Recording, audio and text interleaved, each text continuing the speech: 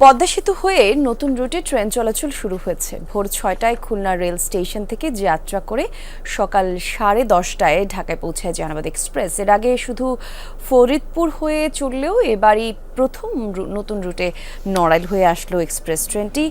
কমলাপুর পৌঁছে সকাল 11:20 ট্রেনটি রূপসী বাংলা এক্সপ্রেস নাম নিয়ে বেনাপোলের উদ্দেশ্যে ছেড়ে যায়। যশোরের বেনাপোল বেড়া 2:30টায় পৌঁছানোর কথা সেটি রূপসী বাংলায়, আর এরপর সেটি আবারও ঢাকার উদ্দেশ্যে রওনা হবে। ট্রেনটির আসন সংখ্যা হচ্ছে 768টি এবং বগির সংখ্যা 12টি।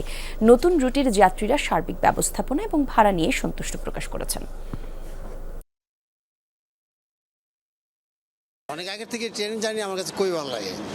আমি অনেক সময় একটু লেট হলেও ট্রেনে যাওয়ার চেষ্টা করি। জাহানাবাদ এক্সপ্রেস হওয়াতে তো আমরা 3 ঘন্টা 4 ঘন্টায় ঢাকা চলে যেতে পারতেছি, তো এটা আমাদের জন্য একটা বড় সুযোগ। বাসে গেলে তো অনেক ঢাকায় পৌঁছানোর পরে জ্যাম থাকে, তো এখানে সেই জ্যামটা থাকবে না। তাছাড়া এখানে ভাড়াটাও কম আছে। এ বিষয়ে আরো জানাতে রূপসী বাংলা এক্সপ্রেস থেকে যোগ দিচ্ছেন সহকর্মী প্রবীর বিশ্বাস। প্রবীর, জানাবেন যাত্রীরা কি বলছেন আর এই যাত্রায় তারা কতটা সন্তুষ্ট?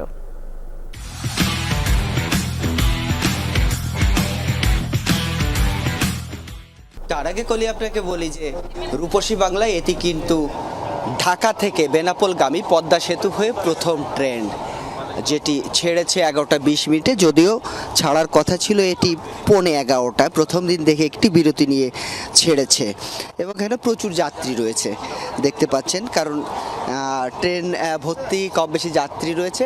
সবাই ভীষণ উচ্ছ্বসিত আনন্দিত যে একবারেই ঢাকা থেকে স্বল্প সময়ের মধ্যে মাত্র 3.5 ঘন্টার একটু বেশি সময় যাবে, এই সময়ের মধ্যে তারা বেনাপোলে পৌঁছে যাবে এবং সেখান থেকে 1 ঘন্টার যাত্রা বিরতির শেষে আবার কিন্তু এই ট্রেনটাই রূপসী বাংলা বেনাপোল থেকে ঢাকা অভিমুখে যাত্রা করবে।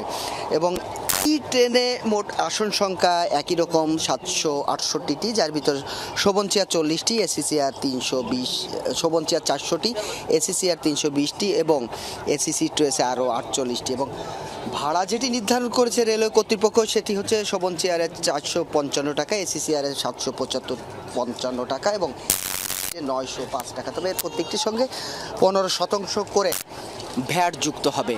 যারা এখানে প্রথম জার্নি করছে, আমরা যদি একটু কথা বলি সেই সব লোকের সঙ্গে।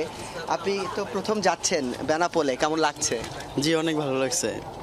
আমি আসলে যাওয়ার কথা ছিল, ডিলে হওয়ার কারণে আমি আরেকটা ট্রেনে এয়ারপোর্ট থেকে আসছি। আমি এয়ারপোর্টে জব করি, তা মোটামুটি আসার পরে যখন ট্রেনটা পাই, মানে আমি আর মনে হলো স্বপ্নের মতো যাচ্ছি আর কি। অনেক ধন্যবাদ। সকলেই খুশি, প্রথম ট্রেনে অনেকেই ইতিহাসের সাক্ষী হলো, অনেকেই পরিবার পরিজন নিয়ে বেনাপোলে ঘুরতেও যাচ্ছে, আবার কেউ প্রয়োজনে তারা বেনাপোলে বা ভারত সীমান্তে যাওয়ার জন্য এই ট্রেনে যাত্রা করছে। কলি, ধন্যবাদ আপনাকে প্রবীর।